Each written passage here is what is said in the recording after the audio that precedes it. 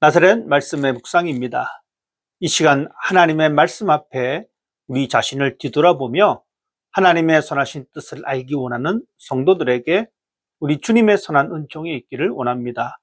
오늘 우리가 함께 볼 말씀은 창세기 38장 1절에서 11절까지의 말씀입니다. 그 후에 유다가 자기 형제들로부터 떠나 내려가서 아둘람 사람 히라와 가까이 하니라. 유다가 거기서 가나안 사람 수아라 하는 자의 딸을 보고 그를 데리고 동침하니 그가 임신하여 아들을 낳음에 유다가 그의 이름을 엘이라 하니라. 그가 다시 임신하여 아들을 낳고 그의 이름을 오난이라 하고 그가 또다시 아들을 낳고 그의 이름을 셀라라 하니라. 그가 셀라를 낳을 때 유다는 거십에 있었더라. 유다가 장자 엘을 위하여 아내를 데려오니 그의 이름은 다말이더라. 유다의 장자 엘이 여호와가 보시기에 악함으로 여호와께서 그를 죽이신지라. 유다가 오난에게 내 형수에게로 들어가서 남편의 아우된 본분을 행하여 내 형을 위하여 씨가 있게 하라. 오난이 그 씨가 자기 것이 되지 않을 줄 알므로 형수에게 들어갔을 때 그의 형에게 씨를 주지 아니하려고 땅에 설정하매 그 일이 여호와가 보시기에 악함으로 여호와께서 그도 죽이시니 유다가 그의 며느리 다말에게 이르되 수절하고 내 아버지 집에 있어 내 아들 셀라가 장성하기를 기다리라 하니 셀라도 그 형들같이 죽을까 염려함이라. 다말이 가서 그의 아버지 집에 있으니라. 오늘 본문은 이렇게 시작하고 있습니다. 그 후에 유다가 자기 형제들로부터 떠나 내려가서 아둘람 사람 히라와 가까이 지냈다라고 기록하고 있습니다.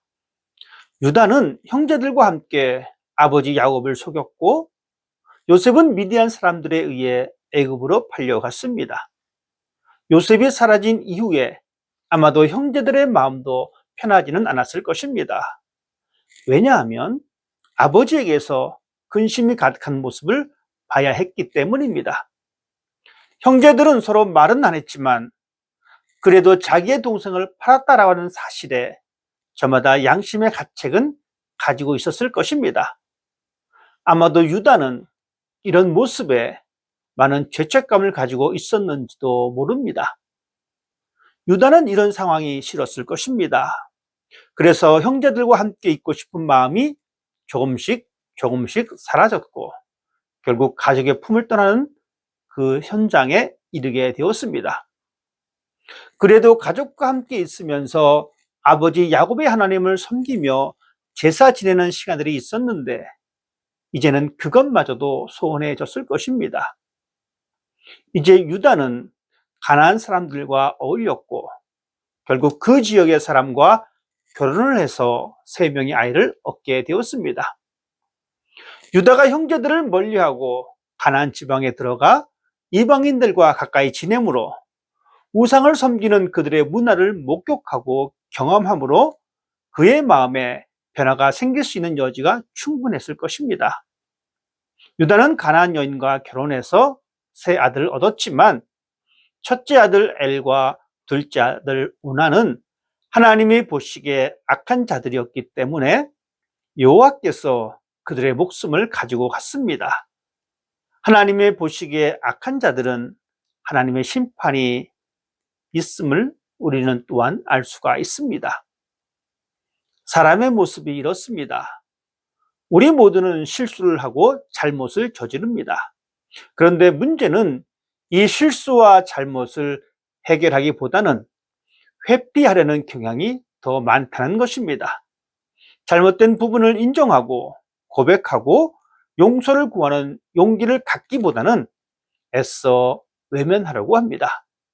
그 자리를 벗어나면 괜찮겠다고 생각하고 시간이 흐르면 다 잊혀지고 해결될 것 같은 느낌을 가지고 있습니다.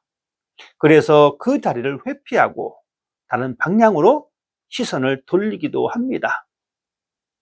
어떤 사건이 벌어지고 하나님과 조금 거리가 멀어지면 우리의 자리를 뒤돌아보고 용기를 내어서 하나님에게 다가서기보다는 하나님을 회피하려고 합니다. 성경으로 돌아가 우리에게 말씀하시는 하나님의 음성을 듣기보다는 세상의 소리에 더 귀를 기울입니다.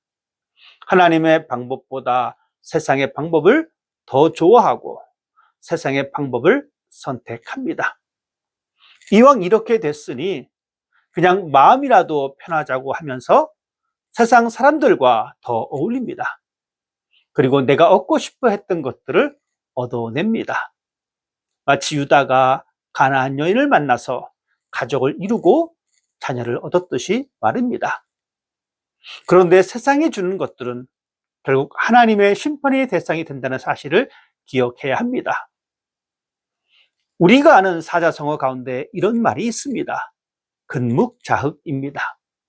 이 말은 검정색인 먹물을 가까이 하면 자기 자신도 모르게 검은색으로 물든다는 뜻으로 나쁜 사람들과 가까이 친하게 지내다 보면 나쁜 것들을 보고 듣고 익숙해져서 자신도 나쁜 행동에 빠질 수 있다는 경고를 주는 교훈입니다.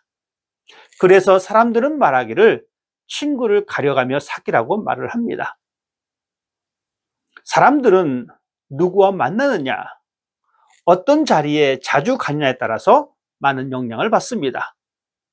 내가 만나는 사람들이 하나님의 정의와 거리가 먼 사람들이라면, 내가 즐겨가는 곳이 하나님의 거룩하심을 드러내지 못하는 장소라면 우리는 우리의 모습을 점검해야 합니다. 우리 모두는 그리스도인입니다. 그리스도인들은 세상과 구별된 하나님의 백성들입니다. 우리 모두는 하나님의 거룩하심을 본받아 거룩함으로 살아가는 사람들이어야 합니다. 우리의 삶의 터전은 성경이어야 되고 하나님과 언제나 교제하는 삶이 되어야 합니다. 우리의 자리를 벗어나면 우리는 세상의 달콤한 유혹에 쉽게 넘어갈 수밖에 없는 연약한 존재들입니다. 마치 유다처럼 가족의 품을 떠나서 가나안에 머물러 있었던 것처럼 우리도 충분히 세상의 가치관과 문화에 익숙해져서 하나님과 점점 더 멀어지게 될 것입니다. 그래서 우리는 자신의 연약함을 알고 더욱 하나님을 떠나지 않기 위해서 경건에 힘을 쓰는 사람이 되어야 됩니다. 우리 모두는 세상에 살면서 세상을 변화시키는 사명이 있는 사람이지 세상과 동화되어 살아가는 사람이 아닙니다. 유다의 첫 번째 아들 엘이 상속자를 낳기 전에 죽자 유다는 당시의 풍습대로 둘째 아들 오난을 며느리 다말과 합방을 하고 자녀를 얻으려고 했습니다. 그런데 오난은 형의 자식을 낳게 되면 자신의 유산이 줄어들게 되는 것에 대한 불만을 품고 거부합니다. 하나님은 그 행위를 악하다고 보시고 오난을 심판하셨습니다.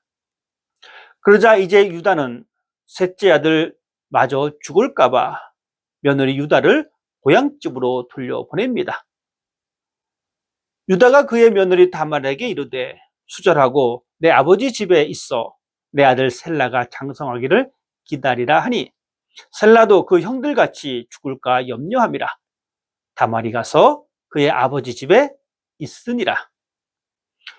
유다는 자신의 가족의 위기를 자신의 방법으로 벗어나려고 했습니다. 혹시 셋째 셀라를 다말과 결혼시킬 경우 그도 형들처럼 죽게 될까 두려운 마음이 생겼습니다. 오직 셋째 아들을 지켜야 되겠다는 생각만 가지고 있었습니다. 물론 자신의 자녀들의 생명이 중요하고 자신의 유익이 중요합니다. 그렇지만 우리 모두는 이웃에 대한 의무도 중요하다는 것을 잊지 말아야 합니다. 자신의 이익만 찾다 보면 우리에게 주어진 의무를 소홀히 할 때가 있습니다. 이런 모습은 옳은 모습이 아닙니다. 오난은 자기의 유익만 생각하고 자신의 의무를 거부했습니다. 마찬가지로 유다도 자신의 유익만 생각하고 며느리 다말을 고향집으로 돌려보내어 자신의 의무를 다하지 않았습니다. 그리스도인들은 자신의 이익과 유익만을 위해서 사는 사람들이 아닙니다. 우리 모두는 주를 위해 사는 사람이며 하나님께서 우리들에게 허락하신 이웃의 유익을 돌보며 이웃에 대한 의무를 감당해야 하는 사람들입니다. 우리 주님을 위해 살아가는 사람들은 우리 이웃을 우리 자신과 같이 사랑하는 사람이어야 합니다. 마태복음에 기록된 한 율법사가 예수님에게 이렇게 질문을 합니다. 어느 계명이 큰 계명입니까? 그러자 예수님께서 말씀하셨습니다. 내 마음을 다하고 목숨을 다하고 뜻을 다하여 주 너희 하나님을 사랑하라. 이것이 제일 중요한 계명이다. 그 다음은 내 이웃을 내 몸과 같이 사랑하라.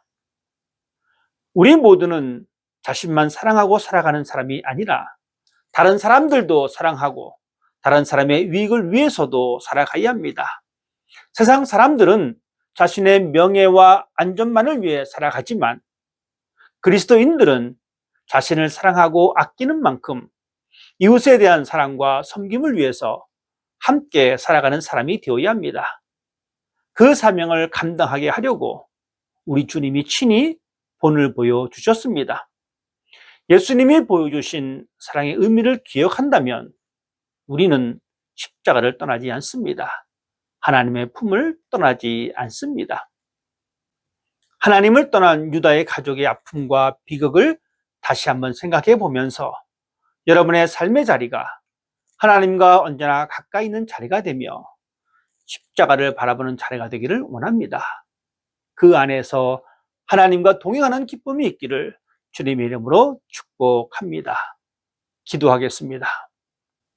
우리의 삶의 자리가 언제나 하나님과 함께하는 자리가 되기를 원합니다.